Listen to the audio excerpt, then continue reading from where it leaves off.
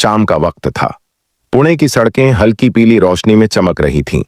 हर तरफ चहल पहल थी। बाजार की रौनक, बच्चों की खिलखिलाहट, ठेले वालों की आवाजें। लेकिन उसी भीड़ में एक महिला अकेली शांत खड़ी थी। उसने सिंपल सूती साड़ी पहन रखी थी, आंखों पर हल्का चश्मा, हाथ में एक झोला, जैसे कोई सामान्य गृहिणी हो जो बाजार से सब्जी खरीदने आई हो। किसी को क्या पता था कि यह महिला दरअसल इस जिले की सबसे ताकतवर अफसर थी। डीएम मैडम वो नाटक कर रही थी, लेकिन किसी ड्रामे के लिए नहीं, किसी तमाशे के लिए नहीं, बल्कि इस सिस्टम का असली चेहरा देखने के लिए। उन्होंने तय किया था कि अब वे अपनी कुर्सी से नहीं, बल्कि आम लोगों के नजरिए से देखना चाहती हैं कि शहर कैसे चल रहा है। क्या सच में गरीब की आवाज सुनी जाती है? क्या पुलिस वही है जो हम सोचते हैं, या फिर वर्दी के पीछे कुछ और छुपा है? उन्होंने ठेले वाले से कहा, भैया तीखी वाली पानीपुरी देना। ठेले वाला मुस्कुराया, हाँ मैडम, बहुत स्पेशल बनाता हूं। उसने फुर्ती से कुरकुरी पूरी में मसाला और तीखा पानी भरा और बढ़ाया। मैडम ने पहला कौर लिया। स्वाद ने उनके चेहरे पर एक हल्की सी मुस्कान ला दी। बहुत अच्छा है, उन्होंने कहा, लेकिन वो सिर्फ स्वाद की तारीफ नहीं कर रही थी। वो इस छोटे दुकानदार की मेहनत, उसकी ईमानदारी और व्यवहार देख रही थी। तभी 4 मोटर बाइक पर पुलिस वाले आए। उनके कपड़े धूल में सने थे, आंखों में गुरूर और आवाज में रौब था। अबे ओ ठेला, यहां क्यों लगाया? कितनी बार कहा है कि फुटपाथ पर कब्जा मत कर। ठेले वाले का चेहरा उतर गया, हाथ जोड़कर बोला, साहब, रोजी रोटी का सवाल है और जगह नहीं मिलती साहब, बस 2 घंटे में चला जाऊंगा। लेकिन पुलिस वाला नहीं रुका। उसने गाली दी और ठेले पर एक जोरदार लात मार दी। पानी पूरी बिखर गई, पानी जमीन पर बह गया और गरीब की इज्जत की तरह सब कुछ मिट्टी में मिल गया। भीड़ चुप थी, किसी की हिम्मत नहीं हुई बोलने की। लेकिन डीएम मैडम अब चुप नहीं रह सकती थी। उन्होंने सख्त आवाज में कहा, यह क्या तरीका है? किसी की रोजी रोटी ऐसे उड़ाते हो? पुलिस वाला उनकी तरफ पलटा, घूरते हुए बोला, ओहो देखो, समाज की नई नेता आ गई। घर जाओ मैडम, यह हमारा इलाका है। मैडम की आंखों में आग थी। उन्होंने सीधा कहा, गरीबों पर अत्याचार करना कौन सा कानून है? इतनी सी बात पर पुलिस वाला भड़क गया। अगले ही पल उसने जोरदार थप्पड़ जड़ दिया। थप्पड़ सन्नाटा छा गया। भीड़ जमी रही जैसे वक्त थम गया हो। मैडम का चश्मा गिर गया, गाल लाल हो गया, लेकिन उनकी आंखें अब भी टिकी थीं उस पुलिस वाले की आंखों में। उन्होंने कुछ नहीं कहा, कोई गुस्सा नहीं दिखाया। पुलिस वालों ने उन्हें पकड़ लिया। चल, थाने चल, हथकड़ी डाली गई। भीड़ चुप थी। किसी को नहीं पता था कि जिसे वो घसीट कर ले जा रहे हैं वो इस शहर की डीएम है। रास्ते में पुलिस वाले हंसते रहे, लगता है किसी नेता की औरत है, देख कितनी अकड़ है इसमें। मैडम चुप थी। अंदर से उनका खून खौल रहा था, लेकिन बाहर एकदम शांत। वे अब इस नाटक को पूरी तरह निभाना चाहती थी।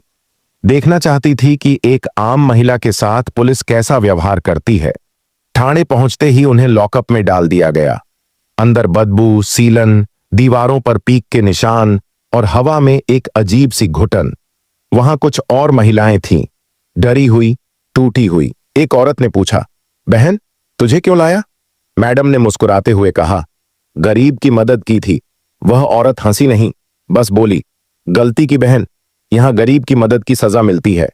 उसी वक्त एक इंस्पेक्टर आया। चल साइन कर, इस पेपर पर लिख कि तूने सरकारी काम में बाधा डाली है, नहीं तो यहीं सड़ी ढहेगी। मैडम ने कहा, मैंने कोई गुनाह नहीं किया। इंस्पेक्टर ने दरवाजे पर हाथ मारा। सिपाही समझा इसे। एक सिपाही आया, बाल पकड़कर सिर पीछे खींचा।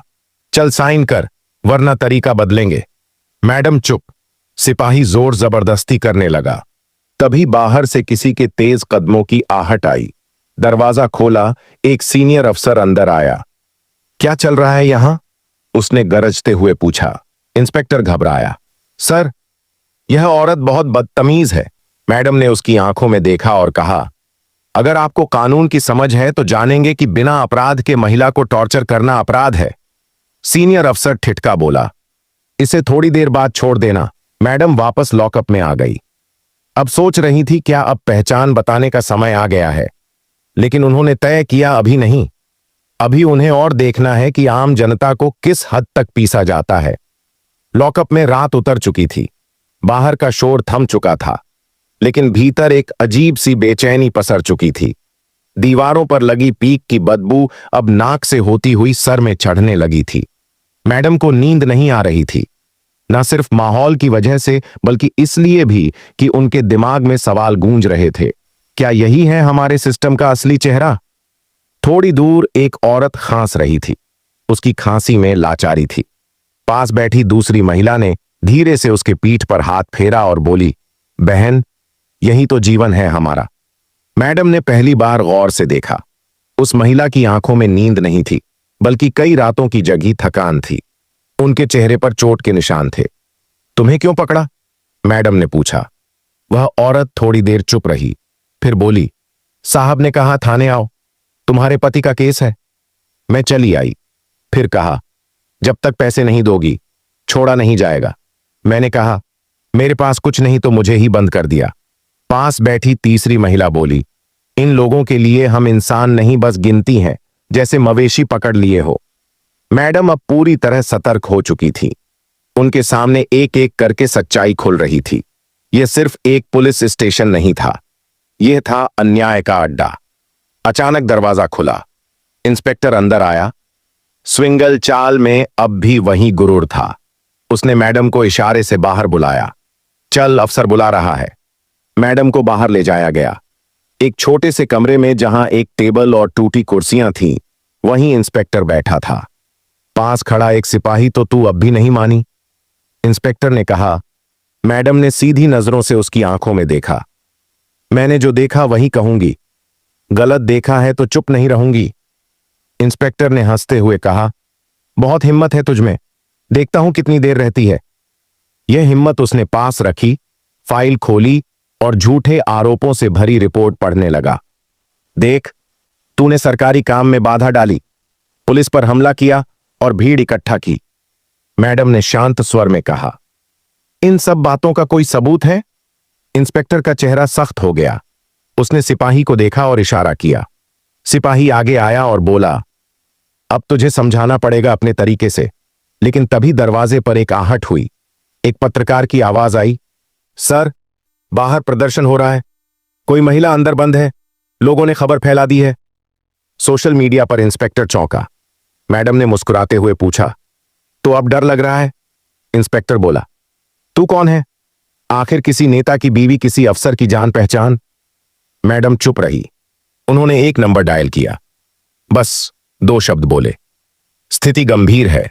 अब पुलिस स्टेशन के बाहर भीड़ जमा हो रही थी। कुछ लोग नारे लगा रहे थे, कुछ पत्रकार कैमरे ले आए थे। सिपाही भागते हुए आया। सर, मामला हाथ से निकाल रहा है। इंस्पेक्टर का चेहरा सफेद पड़ गया। वह फुसफुसाया, कहीं यह खुद कोई अफसर तो नहीं? उसी वक्त मैडम ने फोन उठाया और कहा, डीएम ऑफिस से टीम को भेजो।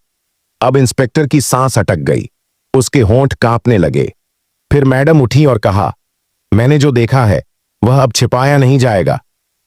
भीतर का तूफान अब बाहर आने को तैयार था। पुलिस स्टेशन के बाहर अब माहौल पूरी तरह बदल चुका था। जहां पहले सन्नाटा था, वहां अब गहमागहमी थी। कुछ पत्रकार लाइव रिपोर्टिंग कर रहे थे, कुछ लोग मोबाइल में वीडियो बना रहे थे। मैडम को थाने के अंदर से बाहर लाया गया तो कई कैमरे उनकी तरफ मुड़ गए, लेकिन अब भी किसी को नहीं पता था कि वह कौन है। एक रिपोर्टर ने सवाल किया, मैडम, आपको क्यों गिरफ्तार किया गया? मैडम ने संक्षिप्त जवाब दिया, क्योंकि मैंने एक गरीब की मदद की। भीड़ में खड़े कुछ लोगों ने ताली बजाई, लेकिन पुलिस वालों के चेहरे पर तनाव था। इंस्पेक्टर अब भी अंदर बैठा था, लेकिन उसके माथे पर पसीने की लकीरें साफ नजर आ रही थीं। थोड़ी देर बाद एक सीनियर पुलिस अधिकारी, एडिशनल एसपी वहां पहुंचा। उसे देखते ही बाकी अफसर हरकत में आ गए। कहां है वह महिला? उसने सख्त आवाज में पूछा। इंस्पेक्टर ने कांपते हुए इशारा किया। मैडम, अब उसके सामने खड़ी थी। आपका नाम? मैडम ने बिना झिझक के जवाब दिया, नाम जानने से पहले यह जान लीजिए कि मैंने क्या देखा है। फिर उन्होंने विस्तार से बताया कैसे उन्हें पीटा गया, कैसे झूठे आरोप लगाए गए और कैसे बाकी महिलाओं को भी बेवजह प्रताड़ित किया जा रहा है। उन्होंने वो बातें भी बताईं जो उन्होंने लॉकअप में सुनी थी। दूसरी महिलाओं की कहानियां, रिश्वत की मांग और पुलिस का अमानवीय रवैया। एडिशनल एएसपी स्तब्ध रह गया। क्या आपके पास कोई पहचान है? मैडम ने अपनी जेब से बाहर निकाला और सामने रख दिया। District magistrate, Pune. अब थाने में सन्नाटा था, जैसे बिजली गिर पड़ी हो। इंस्पेक्टर की आंखें फटी रह गईं। वह घुटनों के बल गिर पड़ा। मैडम, माफ कर दीजिए, मुझसे गलती हो गई। मुझे नहीं पता था कि आप। मैडम ने गुस्से में उसकी बात काटते हुए कहा, अगर मैं डीएम ना होती तो क्या यह सब सही था? अब सवाल सिर्फ एक इंसान का नहीं था, यह सिस्टम पर सवाल था। तभी मैडम ने पीछे खड़े पत्रकारों की ओर देखा और कहा, आप लोग यहां हैं, इसलिए मैं चाहती हूं कि देश को पता चले। यह सिर्फ मेरी कहानी नहीं है, यह हर उस महिला की कहानी है जिसे इस सिस्टम ने कुचला है। उन्होंने अपना फोन निकाला और एक लाइव स्ट्रीम चालू कर दी। आज जो हुआ है वह पूरे जिले के सामने जाएगा। मैं चाहती हूं कि हर अफसर, हर पुलिस वाला, हर आम नागरिक ये देखे कि एक सिस्टम कैसे काम करता है और कैसे बिगड़ता है। थाने के अंदर अब कार्यवाही शुरू हो चुकी थी। एडिशनल एएसपी ने इंस्पेक्टर को सस्पेंड करने का आदेश दिया। बाकी पुलिसकर्मियों से पूछताछ शुरू हुई। मैडम ने एक और आदेश दिया, लॉकअप की सभी महिलाओं को तुरंत रिव्यू करके रिहा किया जाए। अगर उनके खिलाफ कोई ठोस सबूत नहीं है। वह महिला जो खांस रही थी, उसकी आंखों से आंसू निकल आए। उसने धीरे से कहा, भगवान आपका भला करे बहन। लेकिन मैडम ने मुस्कुराते हुए कहा, भगवान नहीं इंसाफ करेगा, अब से यही होगा। थाने में कैमरे घूम रहे थे, पत्रकार रिपोर्ट कर रहे थे और सोशल मीडिया पर वीडियो वायरल हो चुका था। पूरे शहर में अब एक ही बात थी, डीएम मैडम की हिम्मत और पुलिस की असलियत। लेकिन यह अंत नहीं था, यह सिर्फ शुरुआत थी। मैडम जानती थी कि एक थाने की सफाई से सिस्टम नहीं बदलता। अब उन्हें जिले भर में सुधार लाना था। अब अगला कदम था जिले में पुलिस सुधार की प्रक्रिया शुरू करना। अब पूरे शहर में सिर्फ एक ही चर्चा थी, डीएम मैडम की हिम्मत और उस थाने की सच्चाई। हर न्यूज चैनल पर वही वीडियो चल रहा था जिसमें पुलिस अफसर घुटनों के बल माफी मांग रहा था और एक महिला अफसर शांत स्वर में न्याय की बात कर रही थी। लेकिन डीएम मैडम जानती थी यह सिर्फ आग की पहली चिंगारी थी। अब उस चिंगारी को बदलाव की लौ बनाना था। अगली सुबह मैडम ने अपने कार्यालय में जिले के तमाम वरिष्ठ अफसरों की एक मीटिंग बुलाई। टेबल के चारों ओर बैठे थे पुलिस अधीक्षक, लोक शिकायत अधिकारी, महिला आयोग की प्रतिनिधि और कुछ जाने माने सामाजिक कार्यकर्ता। मैडम ने मीटिंग की शुरुआत की। मैंने अपनी आंखों से देखा कि हमारे सिस्टम में कितनी गंदगी है। अब सिर्फ बात नहीं होगी, कार्यवाही होगी। आज से इस जिले में 3 बड़े बदलाव होंगे। हर थाने में सीसीटीवी की अनिवार्यता, हर लॉकअप, हर पूछताछ कक्ष में कैमरे लगाए जाएंगे। इनकी निगरानी के लिए एक स्वतंत्र टीम बनेगी। पुलिस सेंसिटाइजेशन ट्रेनिंग, हर पुलिसकर्मी को मानवाधिकार, महिला सम्मान और संवेदनशीलता पर ट्रेनिंग दी जाएगी। जनता पुलिस संवाद मंच, हर महीने जनता और पुलिस की सीधी बातचीत होगी, जहां लोग खुलकर अपनी बात कह सकें। कमरे में कुछ चेहरों पर चिंता थी, कुछ पर संकल्प, लेकिन सभी समझ गए थे कि अब काम करने का तरीका बदलना होगा। पुलिस अधीक्षक बोले, मैडम, आपके साहस ने हम सभी को आईना दिखाया है।